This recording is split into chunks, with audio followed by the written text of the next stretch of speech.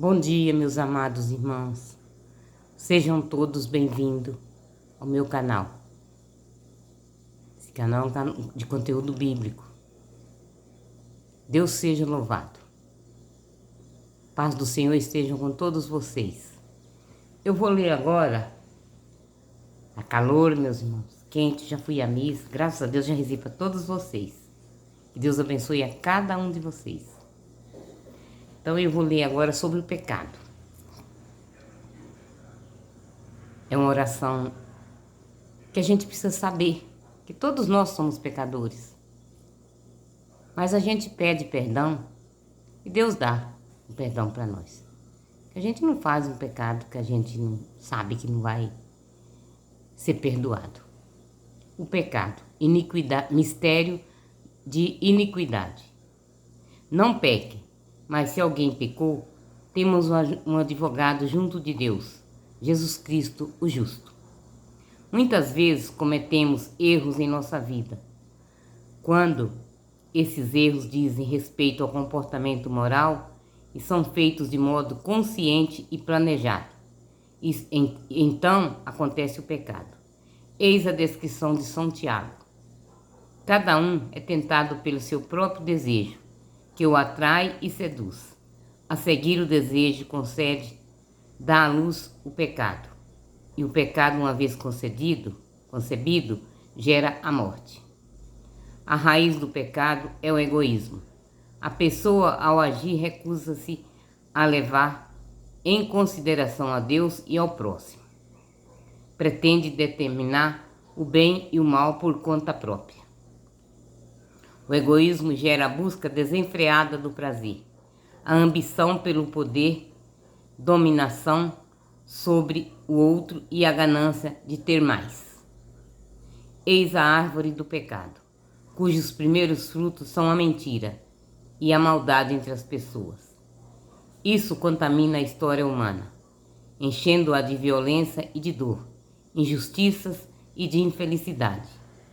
Vivemos hoje as duras e amarguras consequências do pecado, numa sociedade cujas estruturas, instituições e pessoas irresponsáveis estão em grande parte sem Deus e sem amor. O pecado cria uma mentalidade ou uma cultura do mal que a todos envolve. Pode ser comparado ao tumor no corpo ou à poluição do ar. Manifesta-se em forma de ação pecaminosa, através de pensamentos, consentimentos, de palavras ditas e de atos praticados em forma de omissão. Isto é, aquilo que se deixa de fazer, tanto por desprezo e indiferença, como por falta de compromisso ou por preguiça de vida social, econômica e política, que são injustiças. Esta última é o chamado pecado social. Existe um mistério de iniquidade presente na história humana que se manifesta em miséria, fome, doença, empobrecimento, corrupção, violência, desemprego, droga, alcoolismo, sexualismo, falta de moradia, de terras, de bens fundamentais, etc. Nada disso provém de modo algum de Deus. Somos nós próprios a causa. Sempre que pretendemos ver a vida, construir um mundo e fazer a história sozinhos e de um modo diferente de Deus.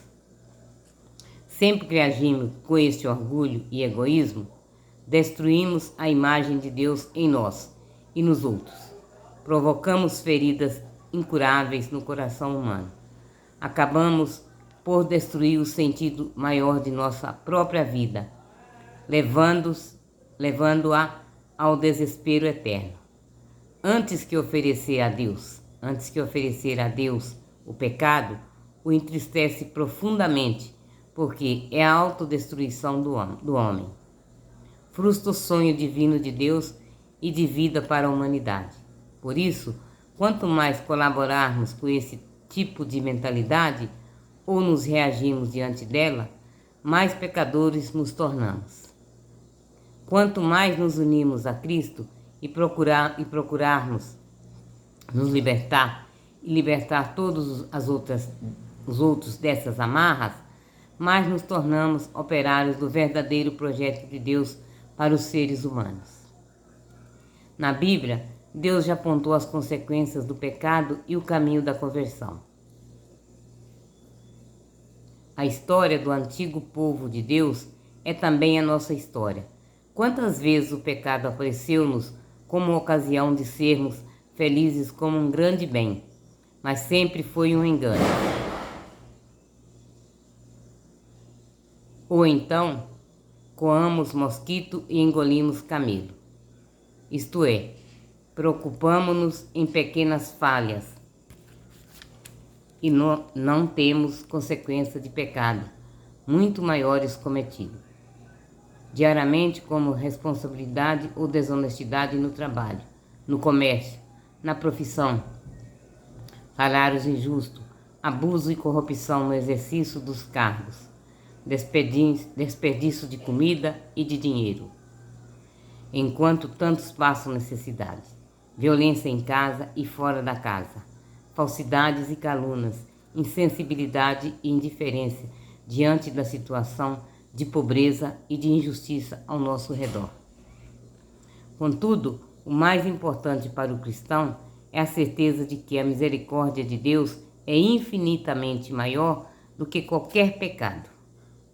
Sempre que descobrimos que estamos em pecado grave e nos arrependemos, podemos estar certos de que Deus nos perdoa. Sim, meus irmãos, se arrependermos, certamente Deus vai nos perdoar. O importante é não nos afastarmos de Deus e dos irmãos na comunidade. Não devemos, de jeito nenhum, sair da comunidade. Qualquer coisa que acontece, a pessoa deixa de ir na igreja.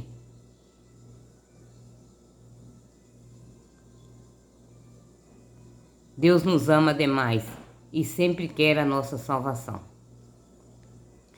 Amém, meus irmãos? Jesus Cristo, Deus conosco.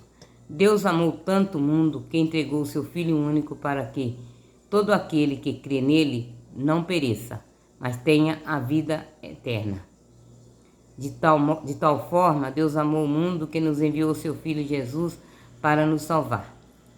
Ele vem de Deus, é Deus conosco, e nele se realiza plenamente o desejo de Deus de viver conosco. Por isso, o Evangelho nos diz: o Verbo de Deus se fez carne e armou sua tenda entre nós. Ele se fez um de nós, tomando corpo como nós e vivendo a nossa vida. Jesus é a imagem visível de Deus Pai e modelo definitivo para que a pessoa humana se torne, de fato, a imagem e semelhança de Deus. Ele se fez homem de verdade. Experimentou a existência desde o nascimento até a morte. Encarnou a vida do ser humano em todos os seus momentos e nas situações mais difíceis. Viveu em todo igual a nós, menos no pecado. Anunciou o perdão, o amor, a salvação para todos. Ele é a presença de Deus, que nos amou ao ponto de assumir conosco a aventura da existência humana. Ao mesmo tempo, ele é o novo homem, o mais perfeito dos seres humanos. Nasceu em Belém, filho de Maria pelo poder do Espírito Santo. Recebeu o nome de Jesus, que significa Deus nos manda a salvação. Frequentou a sinagoga, que era sua comunidade. Estudou e trabalhou como carpinteiro. Já bem adulto, saiu de sua casa para anunciar o reino de Deus, isto é, o projeto de Deus de salvar a todos. Pregou o amor sem limites e sem discriminações. Ensinou a perdoar sempre. Foi amigo dos pobres e dos doentes, dos oprimidos e dos mais fracos, e também dos pecadores. Ensinou que toda pessoa humana tem que amar para ser feliz, um amor que será distintivo de seus seguidores e que se demonstra no serviço dos outros. Amai-vos uns aos outros, como eu vos amei. Seu amor por nós o fez solidário conosco em tudo. Chegou a ponto extremo de tornar sobre si todas as nossas dores e pecados. Todas as violências e injustiças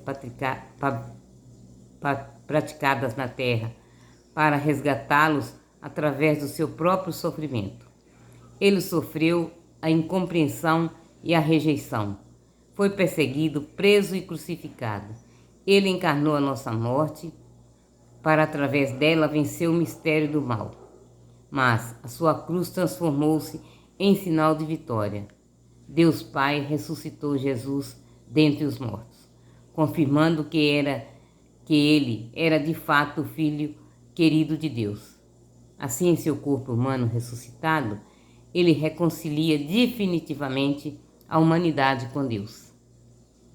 Jesus mostrou para nós que o importante é fazer a vontade do Pai, que é um projeto de vida e de amor. Em Jesus, Deus nos reúne e nos ensina a viver em comunidade. Caminhamos na certeza de que Jesus nos libertará do mal e da morte. Nele somos filhos de Deus e irmãos uns dos outros, na medida em que vivemos como Jesus viveu e que tivemos no coração os mesmos sentimentos que ele teve. Seremos também filhos queridos do seu Pai e nosso Pai. Ele aí está como caminho, verdade e vida. Aqueles que aceitam Jesus e vivem seus ensinamentos precisam ser fortes e corajosos para enfrentar os problemas, dificuldades, perseguições e até a morte. Só assim a verdade será concebida e o reino de justiça e de paz se restabelecerá entre os homens. Só assim os seres humanos se abrirão à vida nova que o Pai lhes oferece por meio de Jesus e que será para sempre. Eu vou parar, meus irmãos, porque depois eu vou falar da igreja. Amém? Uma boa manhã para todos. Fiquem todos na paz. Ouçam, compartilhem, se inscrevam, dê o joinha e curte. Deus é contigo. Amém? A paz a todos.